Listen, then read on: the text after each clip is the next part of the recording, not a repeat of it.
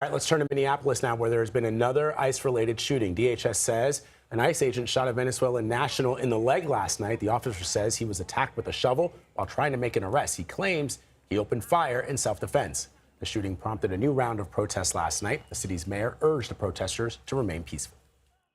Let's be very clear. I've seen conduct from ICE that is disgusting and is intolerable. If it were your city, it would be unacceptable there, too. For those that are taking the bait, you are not helping. CBS News national correspondent Lana Zak is live in Minneapolis this morning for us. So, Lana, give us an update on that shooting. Hey there, Vlad. There's a lot that we still don't know besides the official word that a migrant was shot in the leg. The officials here say, or federal officials, we have to separate the state and federal officials at this moment, but federal officials say that the agent was attacked with a shovel as they were trying to make an arrest and that that person was trying to flee. But the reason that the Minnesota Bureau of Criminal Apprehension is now launching their own investigation is because we really don't know that much. And we have seen this tremendous schism between the state and the federal government. Actually, just moments ago, the president posted on Truth Social that he's threatening to institute the Insurrection Act, quote, if the corrupt politicians of Minnesota don't obey the law and stop the professional agitators and insurrectionists from attacking the patriots of ICE.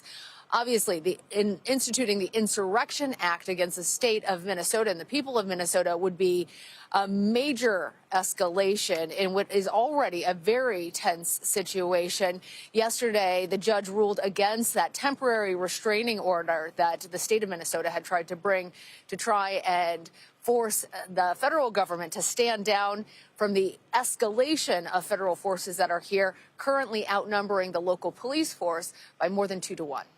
And Lana, you just spoke about the tensions in the community. Obviously, there are still a lot of people in that community that are mourning the shooting death of Renee Good. You spoke with the family's attorney. What did they tell you? Well, he had so much to say about the memory of Renee Good and how her family hopes that she will be a beacon for peaceful protest here.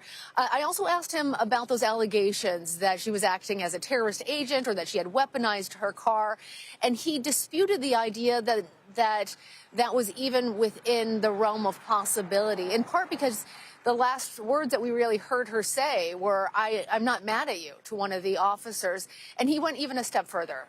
Take a listen. 33rd and Portland was not a battlefield. This was not some foreign territory where they were fighting a battle. This is our country. This is our city. This is where people live who walk their dogs and take their children to school or go to church. And we certainly see that every morning. We're watching. I see the same pair of siblings that are walking with their parent to school here just about this time of day.